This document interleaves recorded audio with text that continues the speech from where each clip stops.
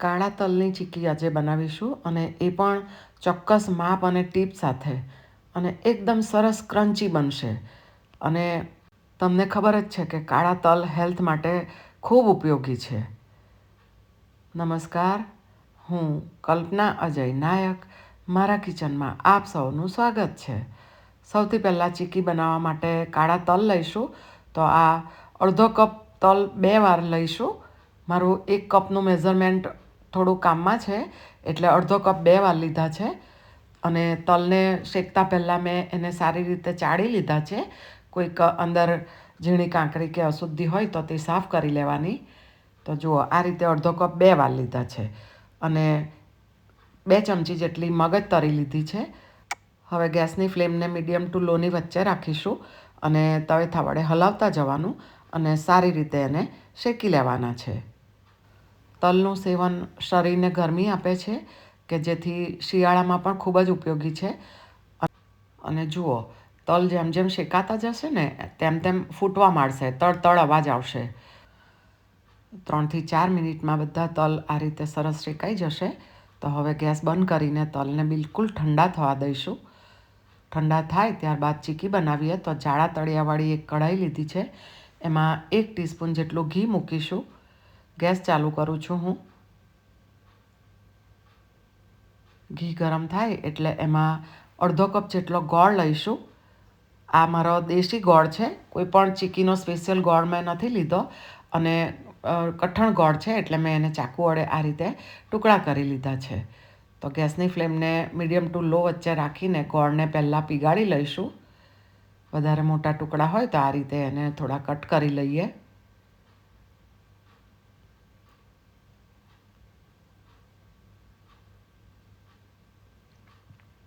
મને થોડો ઓછો લાગે છે એટલે મેં લગભગ 3 ટુકડા એટલે કે 2 ટેબલ સ્પૂન જેટલો ફરીથી ગોળ ઉમેર્યો છે.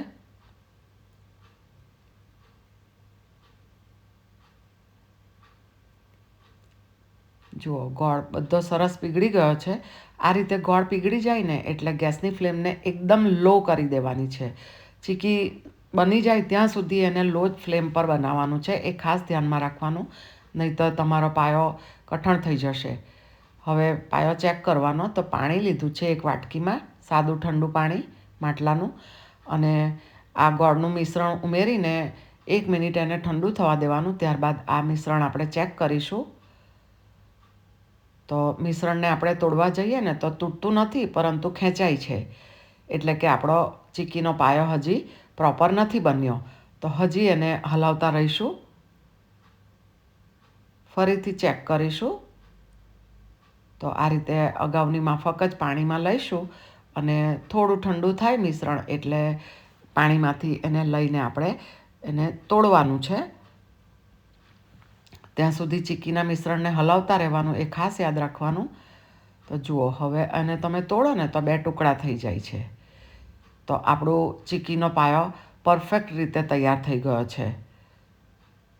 તો આ સ્ટેજ પર 1 પિંચ જેટલો ખાવાનો સોડા ઉમેરીશું.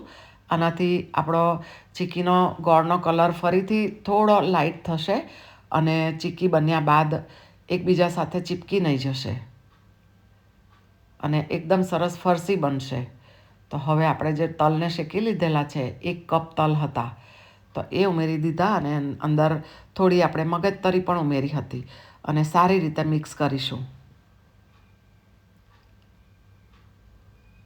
ગોળ સાથે તલ સરસ મિક્સ થઈ જાય અને સરસ ગોળો વળી જાય એ રીતે એને મિક્સ કરવાનું છે.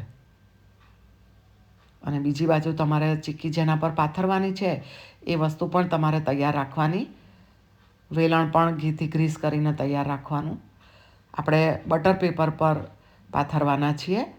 તમે જો પ્લેટફોર્મ પર કરવાના હો તો પ્લેટફોર્મને પણ અગાઉથી ચોખ્ખું કરી લેવાનું.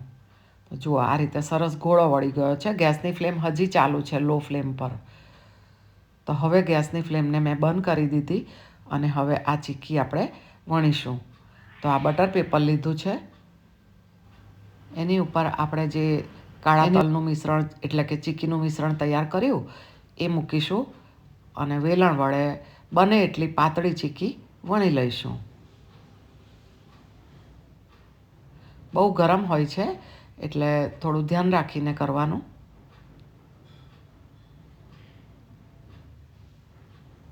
હાથ વડે આ રીતે થોડું સરખું કરી લેવાનું. ત્યારબાદ વેલણ વડે એને વણી લઈશું.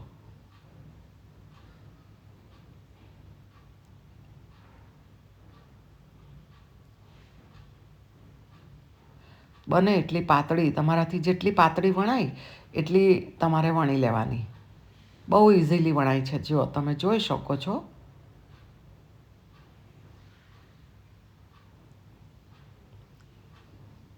તમે પ્લેટફોર્મ પર જો ચીક્કી પાથરવાના હો તો પ્લેટફોર્મને સાફ કરીને સાધારણ ઘી લગાવી દેવાનું અને ત્યારબાદ એને વણજો.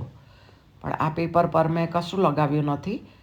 થોડી ચીક્કી વણાઈ જાય ને એટલે 2 ચમચી જેટલો સૂકા કોપરાનો પાવડર મેં સ્પ્રિંકલ કર્યો છે અને ફરીથી વણી લઈશું. તમે આ ચીક્કીમાં 1 ચમચી જેટલી સૂંઠ પાવડર પણ ઉમેરી શકો. જ્યારે તલ ઉમેર્યા ને એની સાથે સૂંઠ ઉમેરવા. શિયાળામાં આવા ઔષધિ તલ પણ એક ઔષધિ તરીકે શરીરને મદદરૂપ થાય છે. તો તલ, સૂંઠ, મેથી, વસાણા, ડ્રાયફ્રૂટ્સ વગેરેનું ચોક્કસપણે શિયાળામાં સેવન કરી લેવું જોઈએ. તો પાથરાયા બાદ એને આ રીતે કટ મૂકીશું.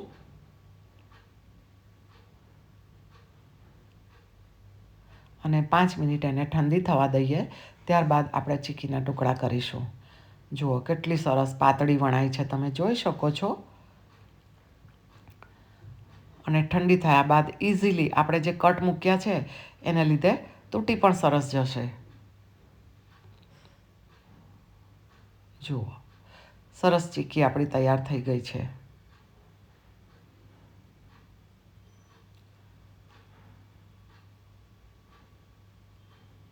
બાળકોને પણ તમે આ ચીક્કી લંચ બોક્સમાં આપી શકો.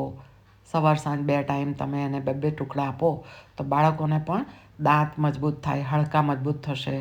વાળ માટે પણ ખૂબ જ ઉપયોગી છે. નાનાથી લઈને મોટા સુધી સૌને માટે આ કાળા તલ ખૂબ જ ઉપયોગી છે. તો જુઓ આપણી સરસ મજાની ચીક્કી તૈયાર થઈ ગઈ. અને ઉપર જે શાઇનિંગ આવે છે ને એ આપણી પરફેક્ટ ચીક્કીની નિશાની છે. અને ક્રન્ચી પણ કેટલી થઈ છે એ તમે જુઓ. તો બિલકુલ ઠંડી પડ્યા બાદ એને ડબ્બામાં ભરી લેવાની. તો એકબીજા સાથે ચીપકશે પણ નહીં. અને આ થઈ આપણી પ્રોપર ચીક્કી બનાવવાની ટિપ્સ સાથે અને ચોક્કસ માપ સાથેની રીત. તો તમારું ધ્યાન રાખજો અને આવજો.